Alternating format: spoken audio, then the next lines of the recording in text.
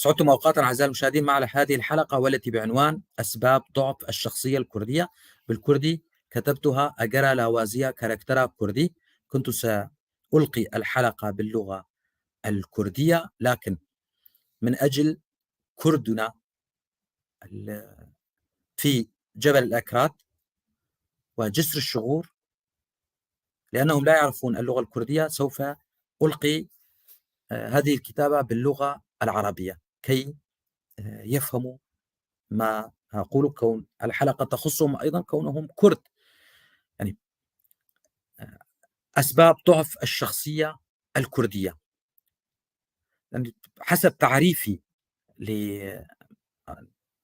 الشخصية بالنسبة للأشخاص هو عدم وثوق المرء بقدراته وشعوره بأنه أقل من الأشخاص المحيطين به. أما بالنسبة للشعوب فهو شعور شعب ما بأنه لديه ربما قناعة بأنه أقل مكانة من بقية الشعوب من حيث الملكات الحضارية اللغوية العقلية التاريخية.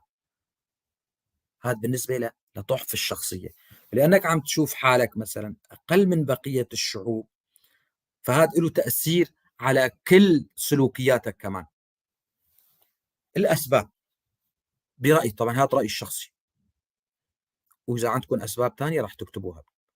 الأسباب هي أول سبب وأقوى سبب هو طول فترة احتلال كردستان من قبل الفرس، العرب، الترك، حيث حاول هؤلاء الثلاثة، هذه القوميات الثلاثة، الانتقاص من الشخصية الكردية والتاريخ الكردي واللغة الكردية، علما أن هذه الشعوب مجتمعة لا يمكن أن تصل أو يصل تاريخها إلى مستوى التاريخ الكردي.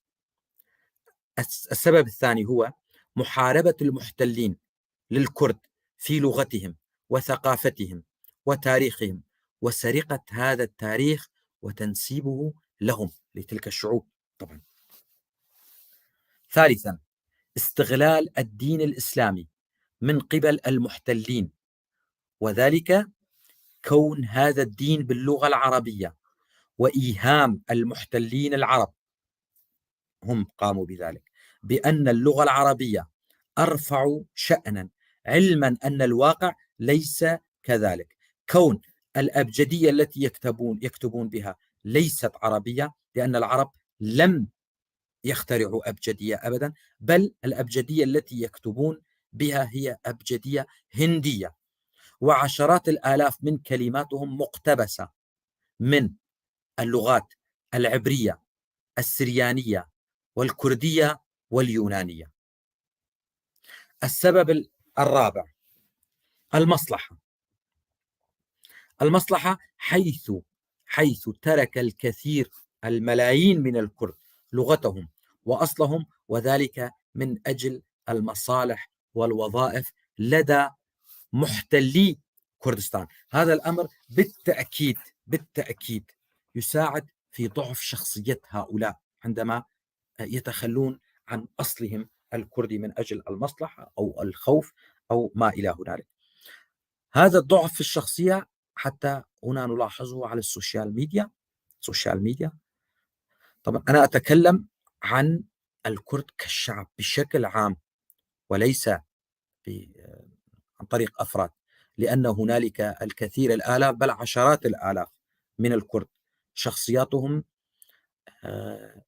قوية، ونحسدهم على شخصياتهم القوية الجميلة في نفوسهم، ولكن بشكل عام هذه الأسباب مجتمعة جعلت من شخصيتنا الكردية ضعيفة. الآن أقرأ تعليقاتكم ونحكي بالعامية.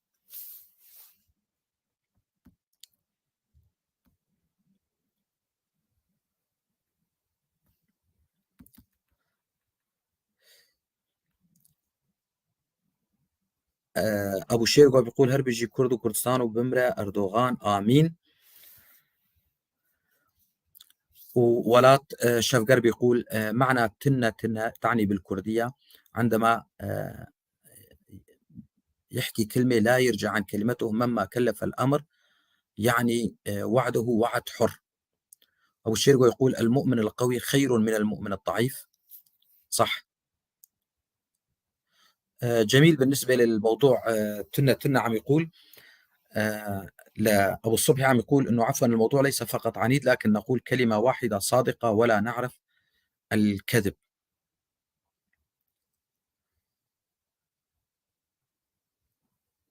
عبود عم يقول غالي اعتذر لنا من أهلنا المشاهدين بالحلقة، أخذنا وقتك ووقتهم وصار ثلث رباع الحلقة بننطق بالعربية، لكن وضعنا الحالي هيك مو طالع بالإيد شيء. تمنياتنا الشديدة بعودة لغتنا ولمتنا مع أهلنا الكرد بإذن الله. بإذن الله بالتواصل بالمحبة بالإرادة بقلوب طيبة مثل قلوبكم أنتم الحاضرين راح تتعلموا كردي بإذن الله. ديا بيلا عم تقول انه ضعف الشخصيه لانه ليس لدينا دوله. طبعا انا حكيت عن الاحتلال ام بيلا. طبعا اللي ما عنده دوله دائما راح تكون شخصيته ضعيفه، لانه دائما بيكون محكوم، دائما بيكون عم يخاف من الحاكم. ابو شيرقو عم يقول الصليبيين والفرس والترك عملوا جاهدين على طمس الهويه الكرديه، والعرب قبل الكل. العرب قبل الكل اصلا سرقوا، وبعد ما سرقوا حرقوا كل كتبنا من حضارتنا الساسانية. عبود تقول بتمنى تحكي لنا شوي عن كردستان العراق وأهلنا هناك. كردستان العراق إقليم كردستان العراق أو جنوبي كردستان إقليم فيدرالي ضمن دولة العراق. إقليم قوي لديه ثروات باطنية كثيرة، لديه مياه حيث دجلة وروافدها، في سدود كثيرة. شعبنا هناك شعب طيب في غالبيته مسلم، وهناك أيضا الزردشتيين، الكاكايين، الإيزيديين. طبعا هناك مكونات أخرى، السريان، قليل من العرب أيضا. لديهم قوة عسكرية قوية هي بيشمركة كردستان الفدائي.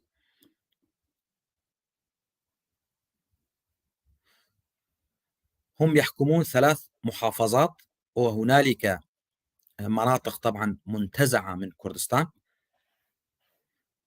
كركوك والتي نسميها قلب كردستان، كركوك أيضا الآن يحكمها العرب أو الحكومة العراقية. بإذن الله ستعود بشكل مختصر. يعني فواز عن ثلاث تقول ضعف الشخصية الكردية بدأت منذ الغزو الإسلامي. يا ريت لو أخي فواز تكتب الغزو العربي الإسلامي والتمدد الصحراوي في مناطقنا، لأنها طمست القومية الكردية تحت مظلة الإسلام والعروبة. وأبو شيرغو يقول عبودي دعنا في غرب كردستان مصيبتنا أكبر، لا داعي للحديث عن جنوب كردستان لأنهم أفضل من حالنا بكثير. هم دولة طبعا، فقط لا يوجد باسبورت بالنسبة لهم. صارت شو ما زبط عربية فصحى بيبي نورمال بيبي. أحمد حسن يقول أخي الكرد في كردستان العراق قوة قوية جدا، والسبب ما أعتقد كونهم على مدار 100 سنة ضد المحتلين. أبو شيرغو يقول أخي علي العرب لا أعتبرهم خصا، لأن سيوفهم من خشب وبطولاتهم قصص خيالية ليس لهم تاريخ ولا قوة، لذلك لم أذكرهم لأنهم مو مستاهلين. عبود يقول عبود صحيح، لكن قصدي هل هم خير مثال للكرد واجتماعهم ووحدتهم تفيد؟ لا، ليسوا خير مثال للكرد أبدا، ليسوا متحدين للأسف. يعني من 2003 عم يحكموا حالهم لساتهم مع انه في عندهم حكومه وبرلمان وكل شيء، واني نور بالنسبه لنا، بس للاسف لساتهم يعني مقسمين بين اربيل والسليمانيه للاسف.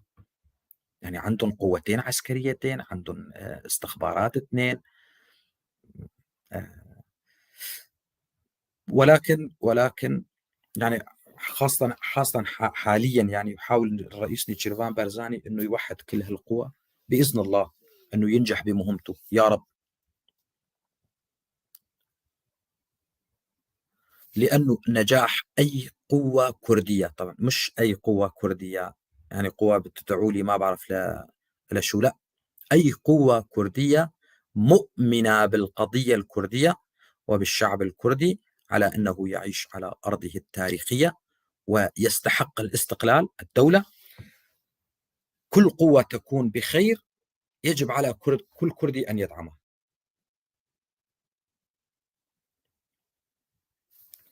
جميل منان، أنت أسردت ضعف الشخصية الكردية بشكل مختصر، لكن كل كلمة محتاجة محاضرة وشرح، لأن ضعفنا اليوم الحالة التي نعيشها تشرذم. بيجي اشترك كلامك مزبوط 100%. يمكن يعني جميل. أنا ما بحب أنه أظهر حالي أنه مختص، أنا مو مختص ولا شيء، لا بالعكس، أنا اختصاصي قانون يعني محامي، ولكن هذا رأيي الشخصي، رأيي الشخصي. ما حبيت أطيل وأعمل حالي فيلسوف. يمكن يجي يوم مثلا أستضيف شخص ونحكي هالموضوع. لهالشيء قلت يا ريت أنتم كمان تحكوا آرائكم، الأسباب اللي عندكم، يا ترى كيف عم تشوفوا شو الوضع. أبو الشيربو عم يقول جنوب كردستان عبارة عن مقاطعات بين البارزانية والطالبانية والأبوتشية. للأسف للأسف للأسف. إن شاء الله تكون موحدة، كل الدوائر، كل القوى العسكرية، كل شيء فيها موحد بإذن الله، لأنه قوتهم ونجاحهم نجاح للكرد في كل بقعة من هذه الأرض إن شاء الله يا رب.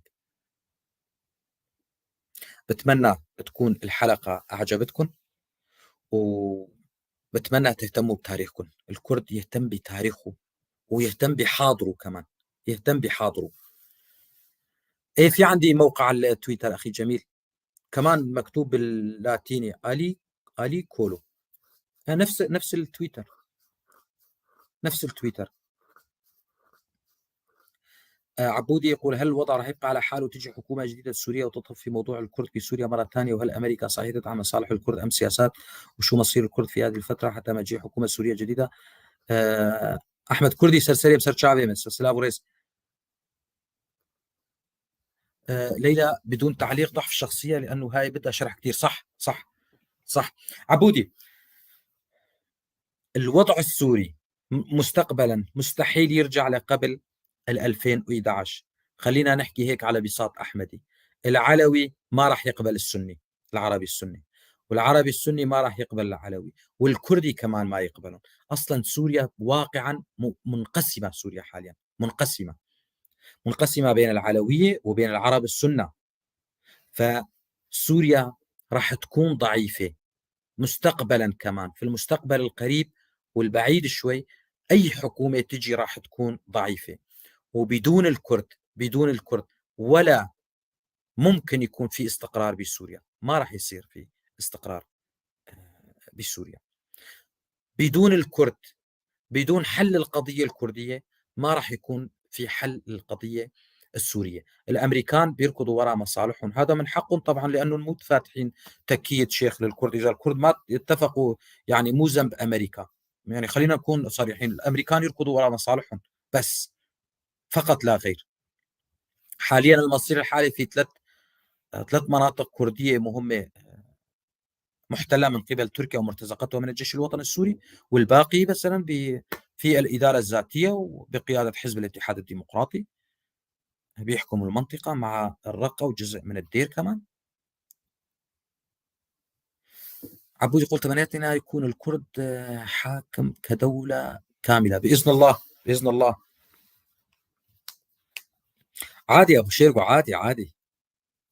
أحمد كردي، والله أنا كمان عملت البث يعني، قلت بدي أعمل بس في شوية هيك بث للهموم وللآلام، وأنا عم أحكي عربي مشان أهلنا اللي بالجبل، جبل الأكراد. فيا ريت تهتموا بالتوثيقات، يا ريت. تهتموا بحاضركم بماضيكم كمان، بس تعرفوا الماضي هي ضعف الشخصية أصلًا ما راح يضل في ضعف شخصية لدى الكردي، بس تعرف الماضي. أنا يعني بهالسنتين الأخيرات وأكتر شيء من سنة وجاي، عرفت معلومات بكل عمري اللي مضى ما كنت باعرفها يعني. خلّونا نحب بعض، أو إذا ما حبينا بعض ما نكره بعض، هذا هو المهم. بس ما نكره بعض راح تصير في قواسم مشتركة كتيرة بيناتنا. نحن الكرد من جميع الأديان، ومن جميع التيارات السياسية والفكرية كمان. ضلوا بخير، ضلوا بخير، شكرًا لكم جميعًا، شباب ما خُش.